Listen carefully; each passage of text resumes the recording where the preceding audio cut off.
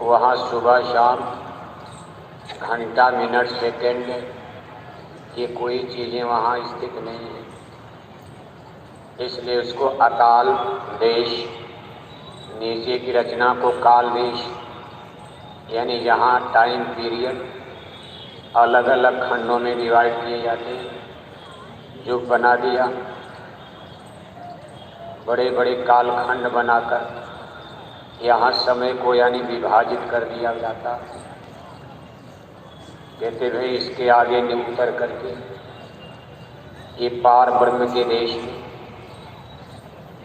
जिसको संतों की भाषा में 10वां द्वार मुकाम कहते हैं, इसके बाद बहुत दिन यहाँ गुजारने के बाद ये फिर अगली यात्रा पर प्रस्थान करती और फिर ये आती है गगन मंडल देश, जिसको संतों की आध्यात्मिक भाषा में त्रिकुटी मुकाम कहा जाता।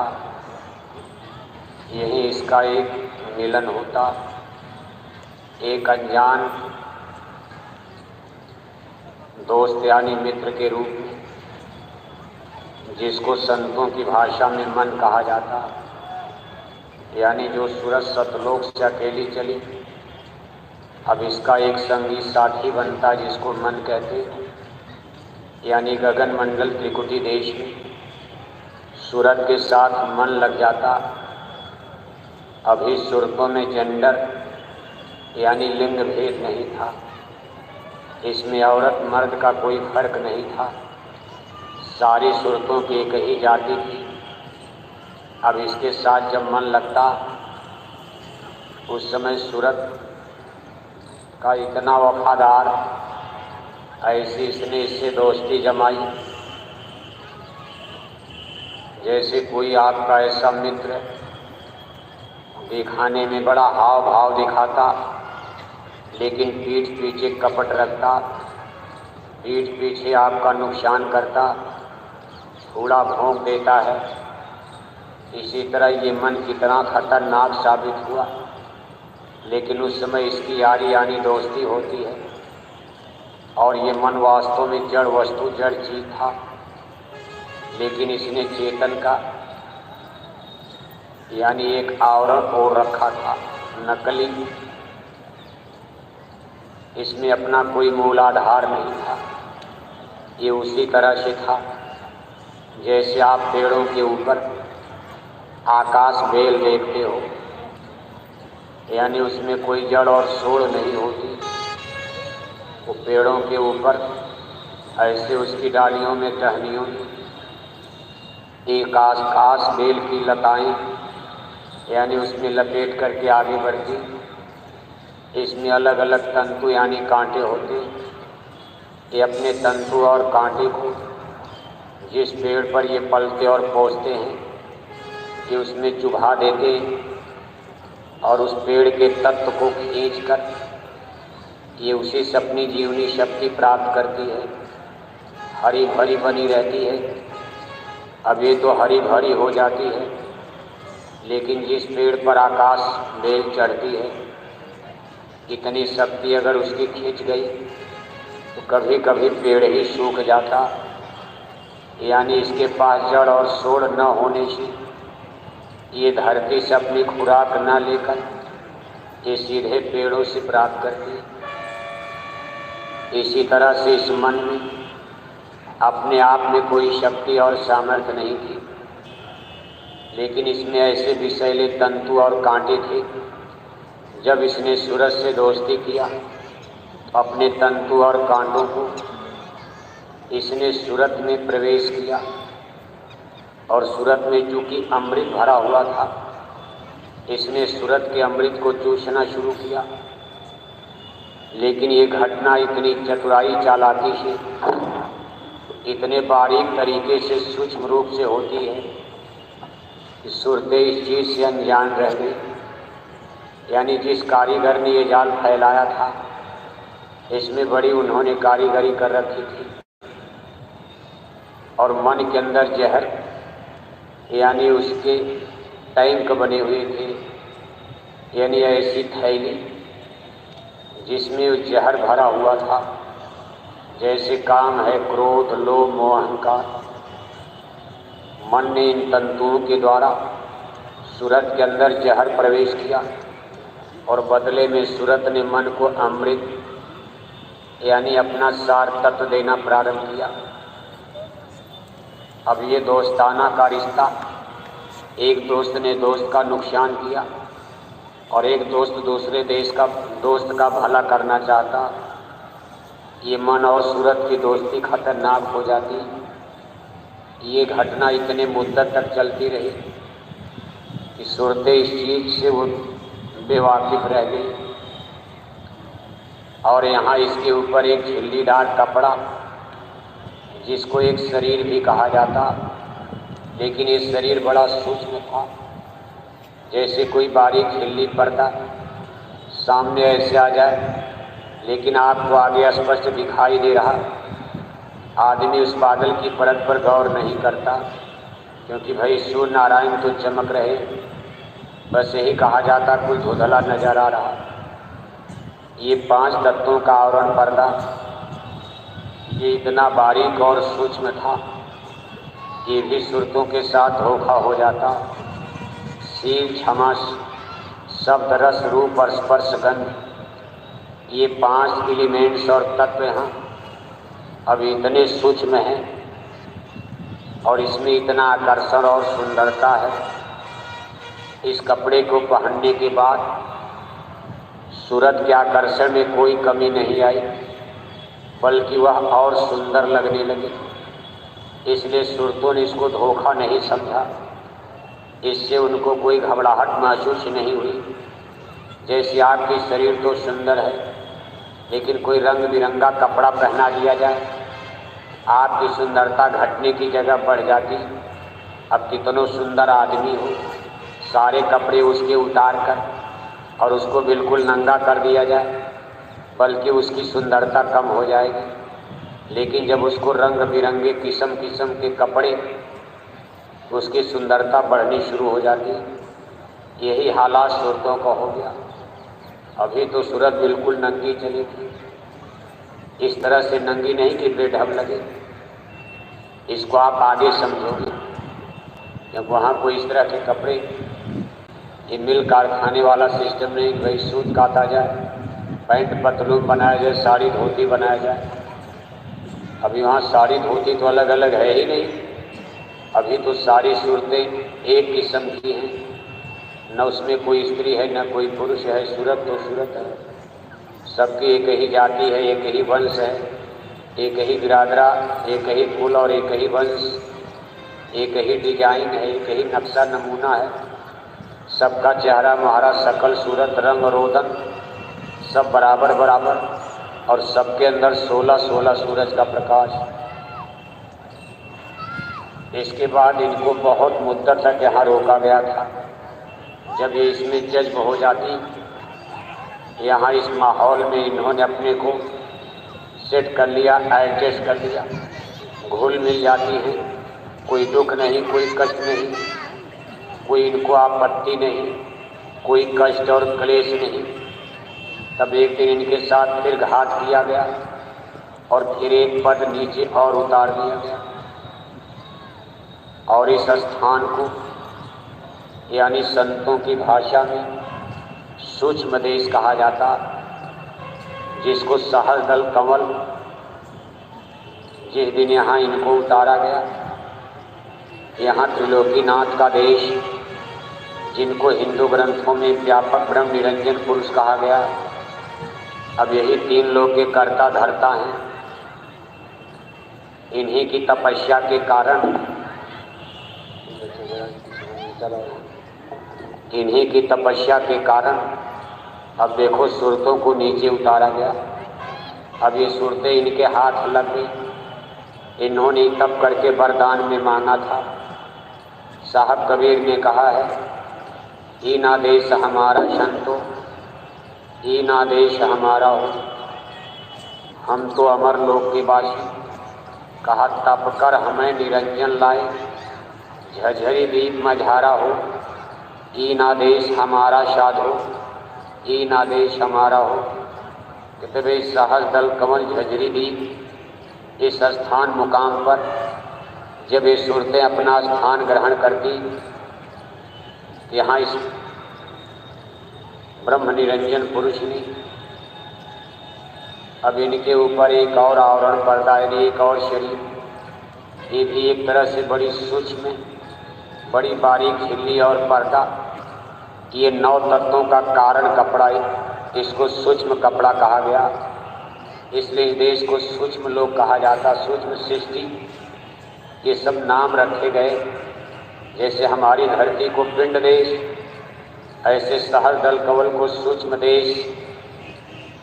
यहाँ जब इनके ऊपर 9 तत्वों का, इसमें 4 तत्व माने जैसे आप कोई घर मकान बनाते, उसमें मटेरियल यानी मसाले, लोहा है, सीमेंट है, गिट्टी है, बालू है, कंकड़ है, पत्थर है, ईंटा है, ये है, तब तो घर बनेगा। अब कागज़ पर केवल कलम से तो कोठी बनेगी नहीं। कोठी बनाने के लिए इंजीनियर तो कागज़ पर केवल नक्शा बनाता, लेकिन नक्शा अगर बन गया तो कारीगर उसी पर डिजाइन बनाते बनाते कोठी बना देता है। अब किसी के पास बहुत कला आर्ट है, लेकिन उसके पास कोई मसाला नहीं है, एलिमेंट तत्व नहीं है, बेचारा कागज़ पर तो क्या करेगा, कोठी बना देगा। और मान लो किसी के पास सब मसाला है, गिट्टी है, बालू है, लोहा है, सीमेंट है, सब, लेकिन उसके पास आर्ट नहीं है, यानी कला नहीं, कारीगरी नहीं, वो बनाना नहीं जानता है, तब भी नहीं बनाएगा। सब रहे, अब आपके घर में आटा है और आप रोटी बनाना नहीं जानते हो तो कैसे बनेगा। यानी दोनों चीज़ें जरूरी है।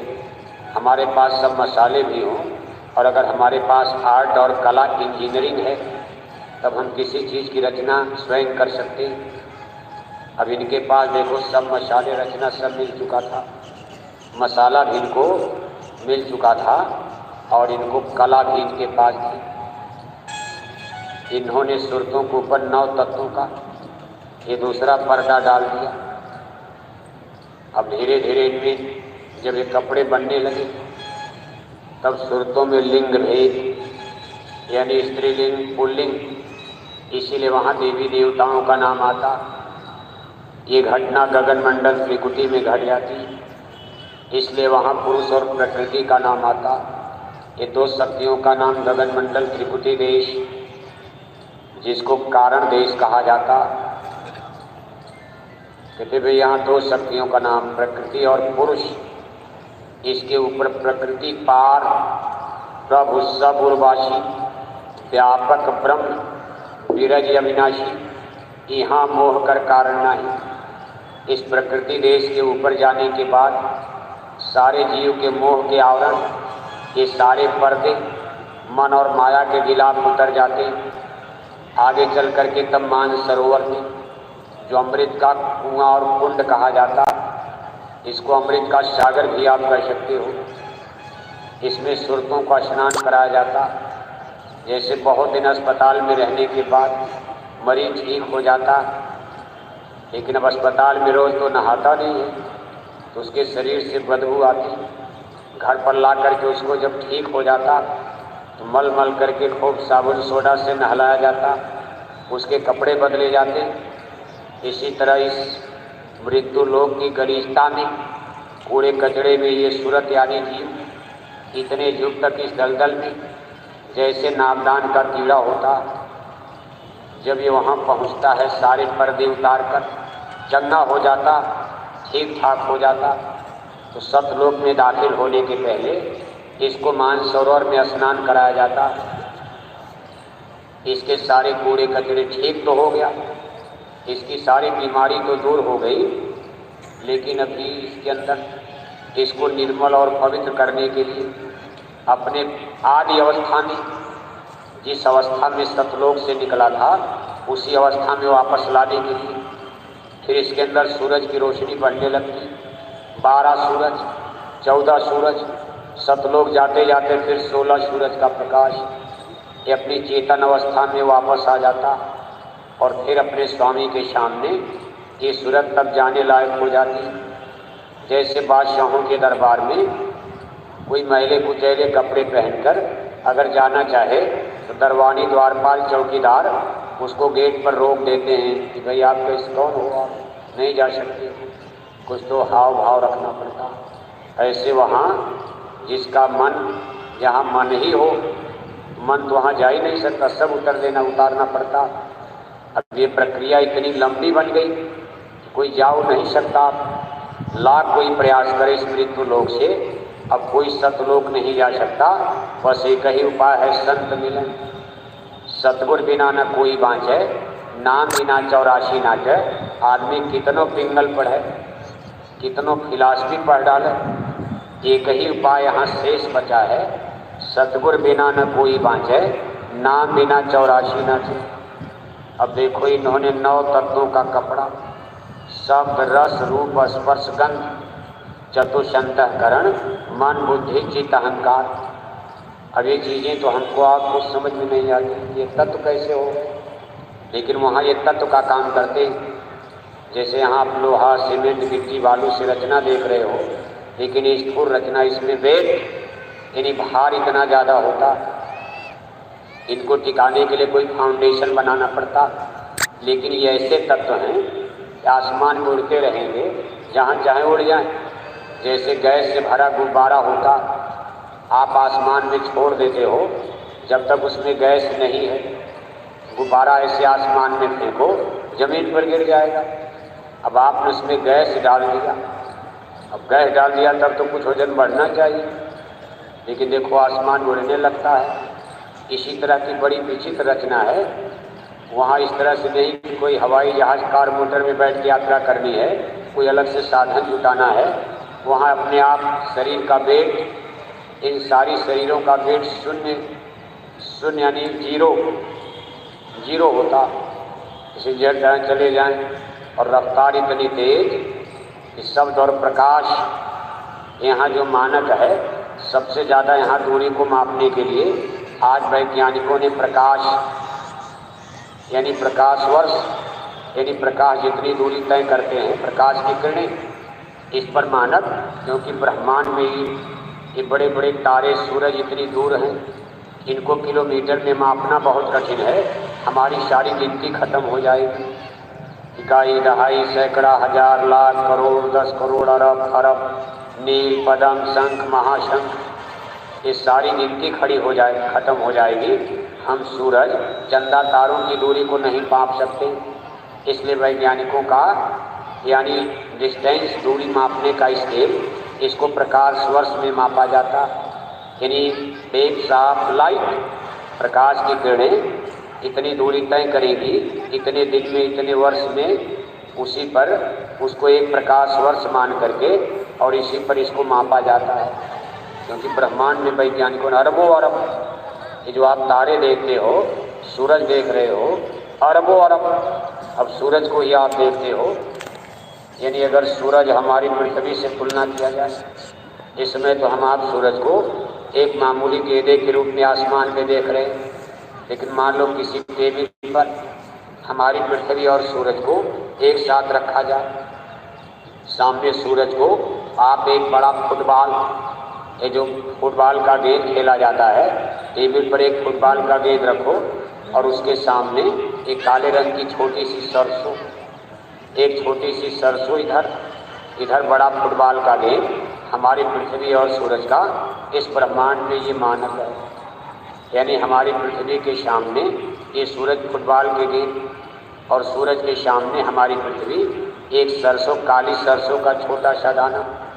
यानी लाखों लाख हमारी पृथ्वी इस सूर्य नारायण के गोले में हजम हो जाएगी। तो ये कई सूरज, और इसके आगे अभी कई सूरज, ये वैज्ञानिक खुद बता रहे हैं। इस सूरज के आगे एक और सूरज उन्होंने मशीनों से पता लगाया है, हम आप उसको नहीं देख पा रहे हैं, लेकिन लंदन अमेरिका में बैठे वैज्ञानिक इन चीज़ों की खोज में लगे। चंदा मामा तक तो वो लोग जहाज लेकर शरीर के सहित पहुंच गए, और इसमें सबसे पहले अमेरिका का नाम आता, इसीलिए इसको दुनिया की सुपर पावर माना जाता।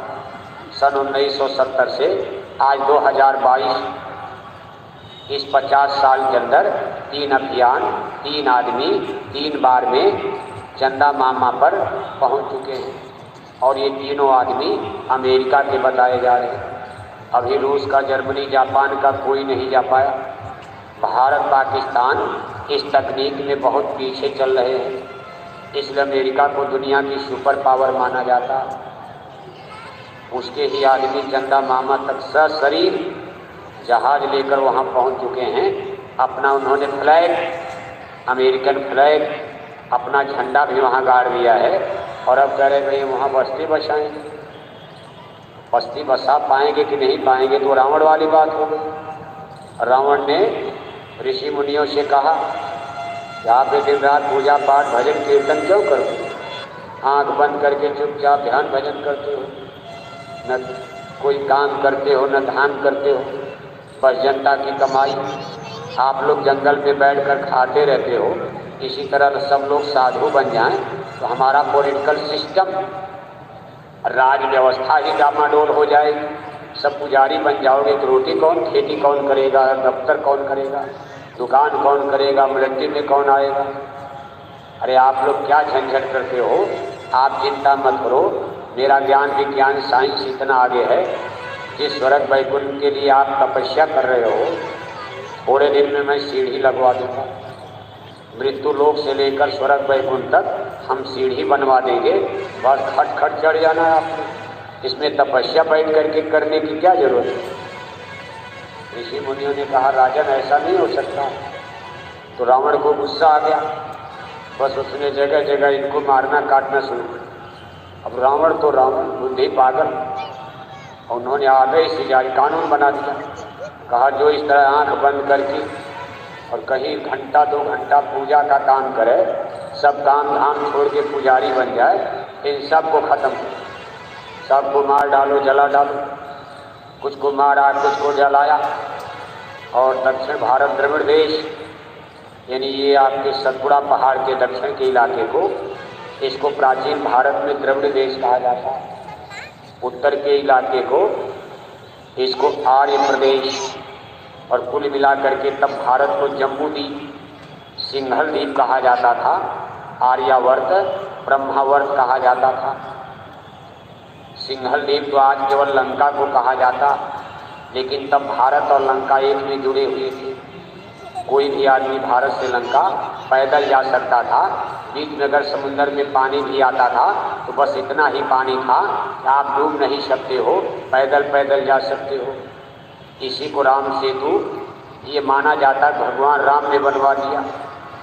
लेकिन बाद में तो एक बार सुनामी आ गया, इसमें तूफान आ गया था, इस पहाड़ों की पट्टी टूट गई और उसमें दरार पड़ गई और अब उसमें कोई पैदल नहीं जा सकता। यानी पहाड़ जगह जगह टूट गया, समुद्र का रूप बन गया है। इसलिए वैज्ञानिक इस पर कोई कहता भाई सही है, और कोई लोग कहते भाई राम सेतु तो कल्पना है। कभी कभी तो पढ़े लिखे लोग ये भी कह देते हैं कि रामायण भी कल्पना है। कोई राम नाम के पुरुष ने जन्म नहीं लिया था कि बस कवियों की कल्पना है रामायण। इस तरह पर बातों को लेकर के तमाम देखो वाद विवाद इस समय देश दुनिया में लगातार चलते रहते।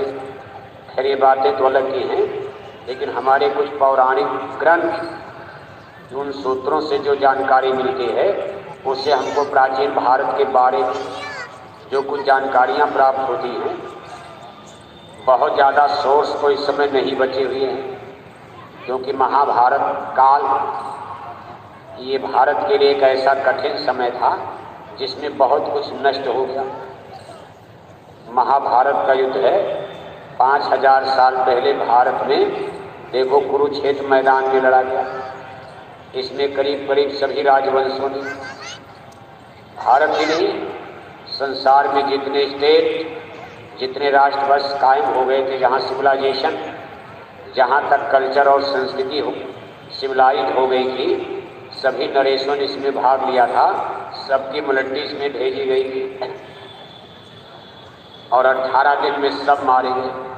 सारे राजवंश करीब करीब समाप्त हो गए, राजा राजकुमार मारे गए, हजारों हजार रानियां 18 दिन में राण बेवा विधवा हो गई। सभी नरेश और उनके छोटे राजकुमार भी मारे गए। कोई जिंदा अपने घर को वापस नहीं जा पाया। उसके थोड़े दिन के बाद द्वारिकापुरी गुजरात में घटना घटती है, जहाँ यादवी युद्ध होता यादव सरदारों की, उस समय 56 वंश बताए गए हैं।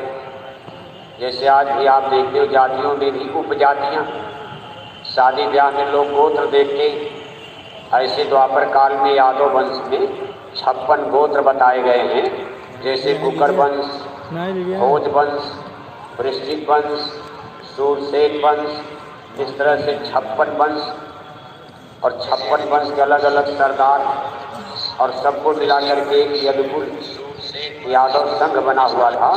और उसका नेतृत्व उस समय भगवान श्री कृष्ण करते थे। भगवान श्री कृष्ण के पहले इस संघ का नेतृत्व इसी मथुरा के महाराज कंस और इनके परम मित्र यानी शिशुपाल, जो चंदेरी यानी मध्य प्रदेश में पड़ता है, वहाँ के राजा थे। और महाराज कंस के ससुर यानी महाराज कंस की ससुराल ये मगध देश जिसको आज बिहार कहा जाता है, इसकी राजधानी उस समय राजगीर, आगे चल करके मौर्य वंशों के समय राजधानी पाटलिपुत्रा गई, जिसको आज पटना कहा जाता है। अब ये सब देखो यादव राजा लोग थे। चंदेरी में राजा शिशुपाल, ये भी यादव राजा। मथुरा के महाराज कंस, ये भी यादव राजा। मगध यानी बिहार के राजा यानी जरासंध, ये भी यादव राजा। इन लोगों की सिकड़ी ने सबको तबाह कर दिया था।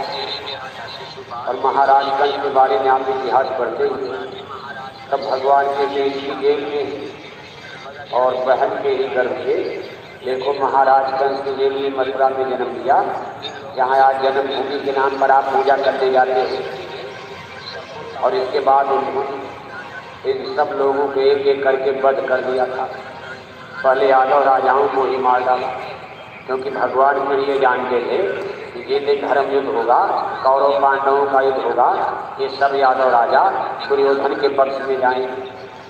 इनमें धर्म का नाम निशान नहीं है। ये पांडव का साथ नहीं लेंगे, हमारा साथ नहीं लेंगे, धर्म का साथ नहीं लेंगे, क्योंकि ये सब यादव राजा के धर्मी हो चुके हैं। इसलिए उन्होंने एक एक करके पहले अपने सगे मामा कंस को ही मार डाला। इसी मथुरा में मुक्का मार, बंदूक तलवार में, धनुष बाण में, मल्ल युद्ध में, जैसे अखाड़े में दंगल लड़ा जाता है, मारने के लिए तो कंस ने योजना बनाई। इन बच्चों को मार दिया जाएगा, क्योंकि नारद मुनि ने झगड़ा लगा दिया था कि आप कहते हो मैंने देवकी 4 बच्चे मार दिए, अरे महाराज कंस 8वां तो जिंदा बच गया, आपके साथ धोखा हो गया। और वो गोकुला में यादवों के बीच में पड़ रहा है और वो चरवाहा हो चुका है। अब चरवाहा है, वो राजा के घर के लिए वो गाय चरा रहा। एक चरवाहा आपका दुश्मन बन करके जन्म ले चुका है। तो कंस महाराज कह भाई चरवाहे तो बहुत है इधर गोकुला में, नंदगांव, वृंदावन, बरसाना। अब नारद जी ने सीधा नाम नहीं बताया, लेकिन इतना इशारा कर दिया 8वां जिंदा बच गया। अब नारद जी को जानते हो झगड़ा लगाते थे, कहा महाराज धोखा खा गया, 8वां जिंदा बचा हुआ है। इस समय वो किसी गोकुला, वृंदावन, मथुरा के आसपास जंगल में गाय चराते फिरता। तो भगवान के इनके लक्षण को देखकर महाराज कंस के सिपाहियों ने कहा महाराज लगता यही नंद जी के घर में जो बच्चा है ये सबसे संस्कारवान लगता, बड़ा तेज बोलने में, चलने में, फिरने में, रगड़ा झगड़ा करने में भी तेज लगता है। ऐसा विलक्षण बच्चा हमने नहीं देखा पूरे यादव क्षेत्र में चरवाहों में। तो महाराज करने का अच्छा उसको भी मार डाला। कैसे मारा जाए भाई, जनता नाराज न होने पाए। कहा चलो एक प्रतियोगिता, इसी मथुरा में युद्ध की प्रतियोगिता रखी गई और अपने बड़े बड़े पहलवानों को कंस ने तैयार कर दिया। कहा युद्ध में मार देना, ये होगा भाई वो मुक्का मुक्की में मर गए, लड़ाई में, कुश्ती में मर गए, अब कोई इसके लिए सजा तो मिलेगी। फिर उनके सारे पहलवानों को भगवान के ने धाराशाही कर दिया। तब गुस्से में महाराज कंस ने कहा मैं लड़ूंगा। तो भगवान के ने कहा मामा आप भी आ जाओ। और देखो जब मामा आए ऐसे अंगुली किया, ऐसे अंगुली, और मामा आसमान जुड़ गए। इतने भगवान के तो बिल्कुल बच्चे थे और महाराज कंस तो बिल्कुल हट्टे कट्टे शरीर थी, लेकिन ऐसे अंगुली से छूते ही जैसे लगा वो आसमान गिर गए और धड़ाम से जब नीचे गिरे तो चारों पांव चित सीने पर चढ़ करके 2-4 मुक्का मारा और मामा राम नाम सत्य। सारी मुलट्टी में भगदड़ मर गई। जब मथुरा नरेश मर गए, फौज मुलट्टी सब भागने लगी। भाई ये क्या गजब हो गया, महाराज कंस से ही मर गए। इसके बाद उन्होंने भीम के द्वारा जरासंध को मरवाया, क्योंकि जरासंध बदला लेना चाहते थे। एक जरासंध मगर नरेश, इनकी पुत्री राजकुमारी महाराज कंस को ब्याही गई थी।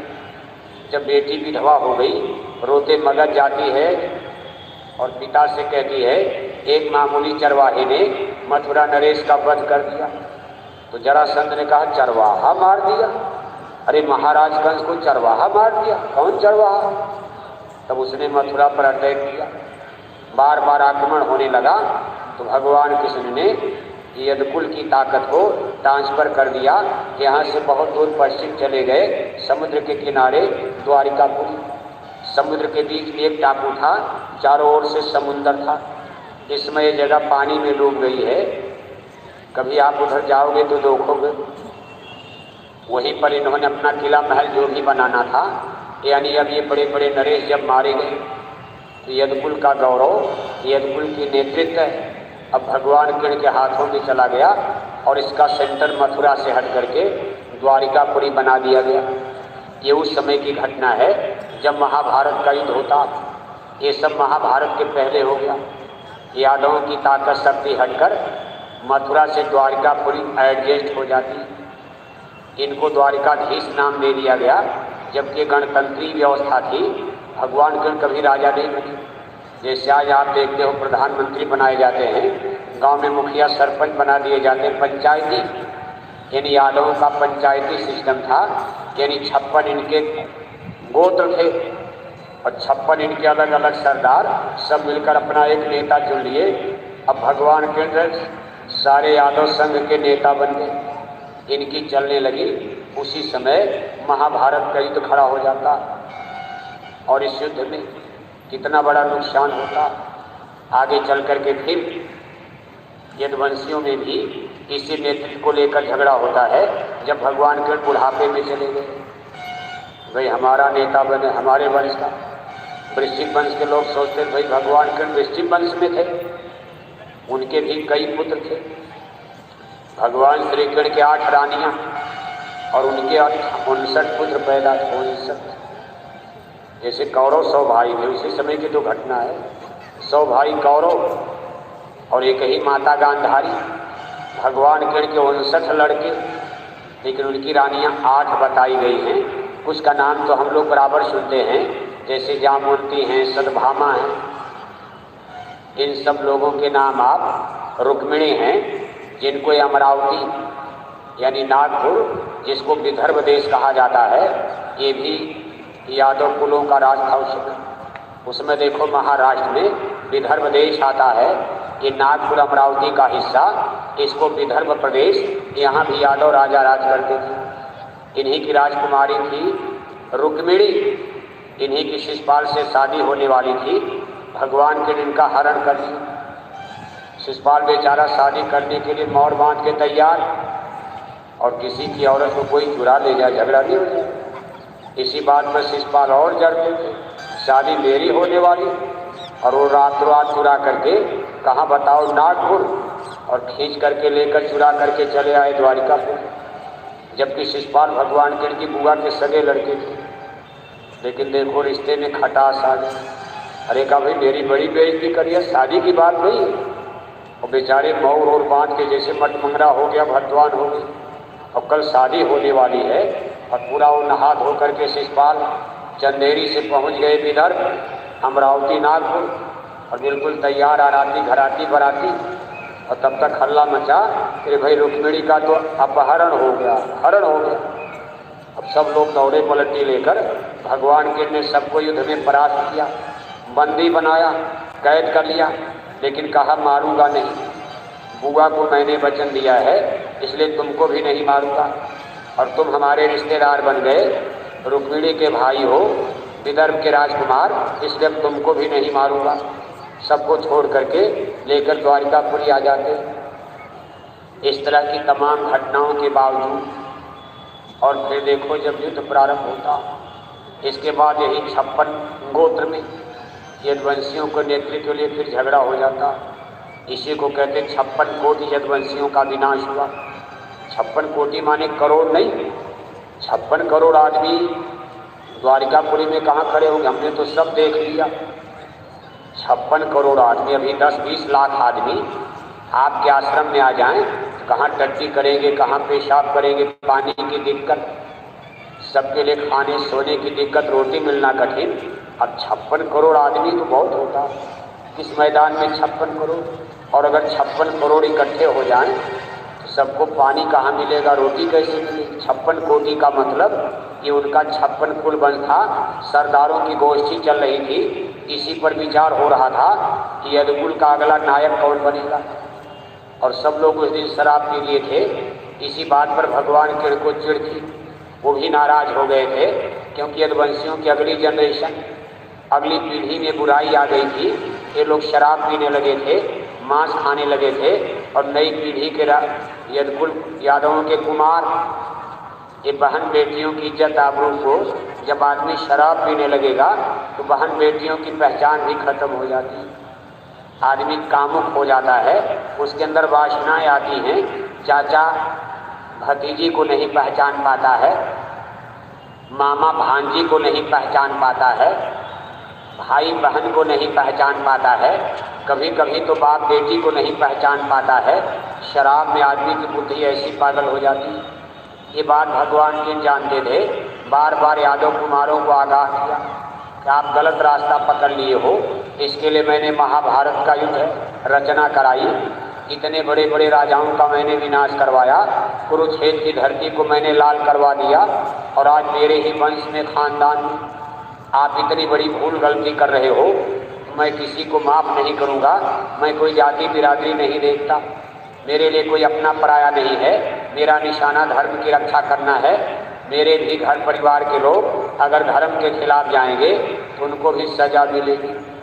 लेकिन कोई फर्क नहीं, बुढ़ापे में बुढ़े आदमी की कौन सुनता? गांव घर में देखते हो 1 लाख तनख्वाह पा रहे, बड़ी इज्जत होती है। आप ट्रेन से बस से उतरते हो, नाती पोता कार मोटर लेकर स्टेशन पहुँचेंगे, कोई आपका झोला उठा रहा, कोई बैग उठा रहा। क्यों? कि आज दुबई से आ रहे हैं, बम्बई से आ रहे हैं, बढ़िया बढ़िया मिठाई मिलेगी, बढ़िया बढ़िया कपड़ा मिलेगा। और जब रिटायर हो गए तब 10 बार चारपाई पे चिल्ला रहे, लला एक गिलास पानी लाओ। लला घर में गए, भूल गए। क्यों?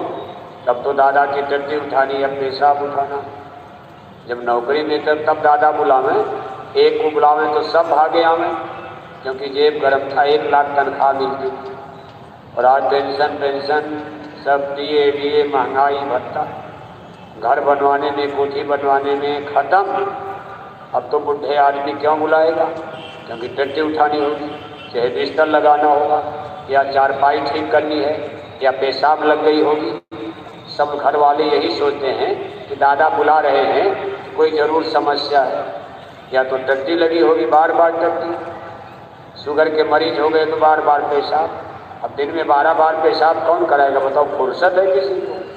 कभी कभी नाती पोता डांट भी देते हैं, तो दादा लोगों से शिकायत भी करते, देख रहे हो मैंने 1 कप काफ़ी पीकर, 1 चाय पीकर 11-11 बजे रात तक जाग कर एक कोठी बनवाई, हवेली बनवाई, मकान बनवाया, ज़मीन लगाया, कार लिया, मोटर बनाया, और सब मेरे नाती पोता बहू बेटे ले लिए, और आज ये मुझको टट्टी पेशाब भी नहीं करा, उल्टे डांटते हैं। तो क्या करोगे शिकायत करके? अब तो आप मरने कुएं मौत की भट्टी में जा रहे हो। आपका ये कंप्लेंट कौन सुनेगा? दुनिया की पंचायत आप तोड़ते हो, और आपके घर में बहू बेटे का झगड़ा हो गया तो बड़े बड़े चौधरी लोगों की गर्दन नीचे हो जाती है। अपने घर की पंचायत कोई हल कर पाता? उधर से बहू चप्पल दिखा रही, खबरदार अगर बुढ़िया की तरफ से बोल दिया तो कल मैं बेटे को लेकर अलग, सुबह होते ही मेरा चूल्हा चाटी अलग कर देगी। इस बुढ़िया के साथ मेरा गुजर होने वाला नहीं है। उधर से बुढ़िया चप्पल दिखा रही, खबरदार अगर इस बहू की तरफ से बोल दिया तो कल सुबह पूरे गांव में हल्ला मचाऊंगी, और तेरी पगड़ी डुबा दूंगी, तेरी इतनी बड़ी बेइज्जती करवाऊंगी। तो बेचारा आदमी मजबूर हो जाता, भाई किसकी तरफ से, बुढ़िया की तरफ से बोला, बहू की तरफ से बोला।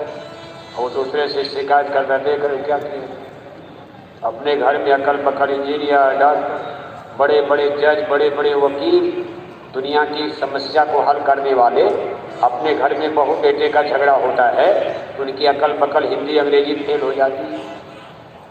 इसी तरह की समस्याएं सबके सामने आती। आज जदकुल पर यही समस्या आकर खड़ी हो गई। भगवान के भी लाचार नजर आ रहे हैं। बुढ़े आदमी की कौन सुनता। और देखो शराब के नशे में पंचायत में ही वहाँ झगड़ा होता है। शराब के नशे में पंचायत होती, झगड़ा होता है।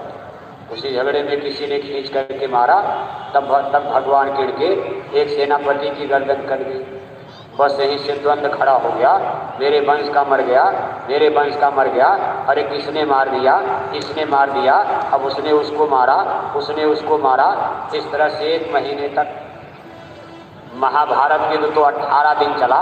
यदुवंशियों का झगड़ा 1 महीने तक। ये गांव गांव बात फैली, एक जगह का झगड़ा जैसे गांव का दंगा होता है।